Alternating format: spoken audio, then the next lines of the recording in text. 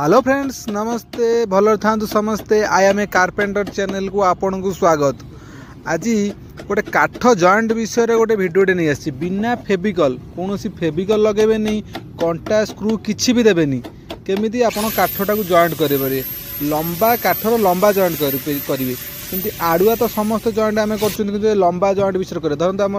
कबाट गोटे कर लंबाटा 6 फुट कबाट लंबा अच्छी आम 4 फुटिया काठ गोटे अच्छी आउ ता सहित 2 फुट केमी जॉइंट कर 6 फुट करवा यही भाव जदि आम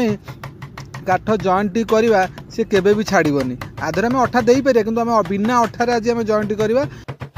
देखु ये जॉइंट जदि आपको पसंद आसूँ भिडियोटा को लाइक कर चैनल टी सब्सक्राइब करदे यही टाइपर काठ रिलेटिव भिडियो मुझे मो चैनल माध्यम बहुत किसी नहीं आसवि यही भाव जब आम जॉइंट कर काठटी को आम बिंध कर परफेक्ट भाव जॉइंट करवा आम गोटे मझे गोटे काठटी